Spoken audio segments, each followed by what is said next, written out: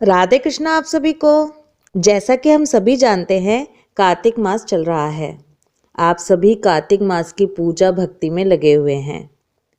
कार्तिक मास का कृष्ण पक्ष समाप्त होकर अब शुक्ल पक्ष शुरू हो चुका है, यानी कि समय आ रहा है अब कार्तिक मास के स्पेशल डेज का, जिसमें सबसे पहले है कार्तिक शुक्ल पक्ष अष्टमी तिथि, जिसे गोप अष्टमी कहा जाता है।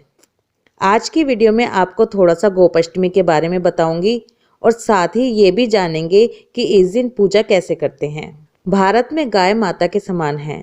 यह माना जाता है कि सभी देवी देवता गौ माता के अंदर समाहित हैं, तो उनकी पूजा करने से सभी का फल मिलता है। गोपाष्टमी के दिन गौ माता और भगवान कृष्ण की पूजा की जाती है। भगवान श्री कृष्ण और उनके भाई बलराम दोनों का ही बचपन गोकुल में बीता था, जो कि ग्वालों की नगरी थी। ग्वाल उन्हें कहते हैं जो गाय के पालक होते हैं। कृष्ण और बलराम को भी गौ रक्षा, गौ की सेवा, इन सभी चीजों का प्रशिक्षण दिया गया था।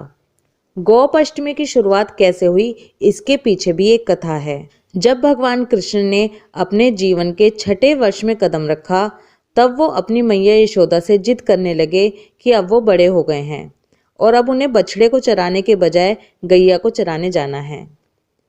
उनकी हट के आगे मैया को हार माननी पड़ी और मैया ने उन्हें अपने पिता नंद बाबा के पास इसकी आज्ञा लेने के लिए भेजा। भगवान कृष्ण ने नंद बाबा के सामने अपनी जिद रख दी कि वो भी गैया ही चराएंगे। नंद बाबा ने गैया चराने के लिए पंडित महाराज को मुहूर्त निकालने के लिए कहा।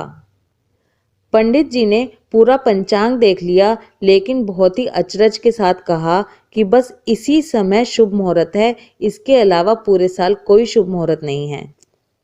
ये सब तो कान्हा की लीला ही थी। और वही दिन था गोपाष्टमी का, जब श्री कृष्ण ने गैया पालन शुरू किया। उस दिन माता ने अपने कन्हैया को बहुत सुंदर तैयार किया, मोर मुकुट लगाया, पैरों में घुंघरू पहनाए और सुंदर सी पादुका उन्हें पहनने के लिए दी। लेकिन कान्हा ने वो पादुकाएं नहीं पहनी। उन्होंने मैया से कहा कि अगर तुम इन सभी गैया के चरण में पादुका पहना दोगी तभी मैं ये पहनूंगा। मैया भी ये देखकर भावुक हो गईं और कृष्ण बिना पैरों में कुछ पहने ही अपनी गैयाओं को चराने के लिए चले गए। इस प्रकार कार्तिक शुक्ल पक्ष के दिन से गोपाष्टमी मनाई जाने लगी। गौ सेवा के कारण ही इंद्र ने श्री कृष्ण का नाम गोविंद रखा था।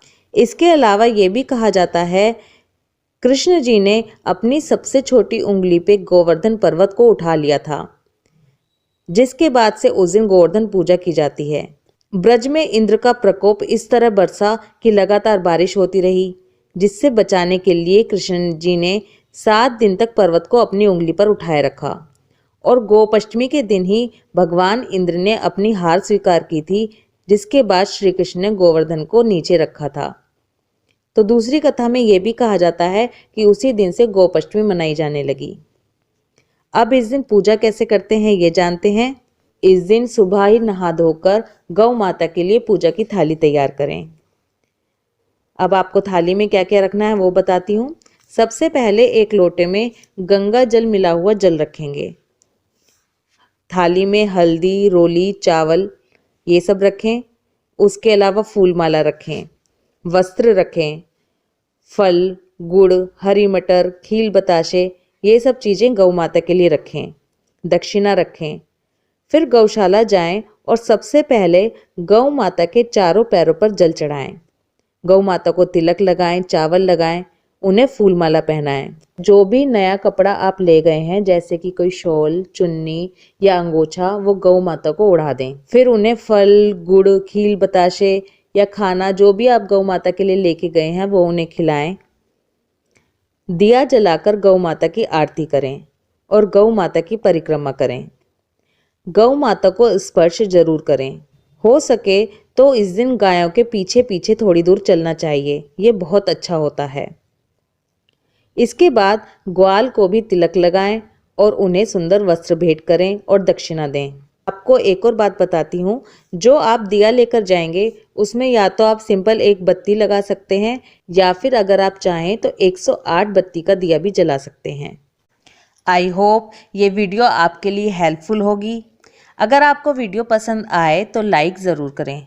ये जानकारी और भी लोगों तक पहुँचे और हमारे धर्म पूजा पाठ का ज़्यादा से ज़्यादा प्रचार हो, इसके लिए वीडियो को शेयर करते रहें। आपको हमारे चैनल पर हमेशा ही इसी तरह की वीडियोस मिलती रहती हैं, इसलिए अगर आपने अभी तक चैनल को सब्सक्राइब नहीं किया है तो चैनल को सब्सक्राइब कीजिए और बेल आइकन पर क्लिक कीजिए, जिससे हर वीडियो की नोटिफिकेशन सबसे पहले आप तक पहुंचे। राधे कृष्णा।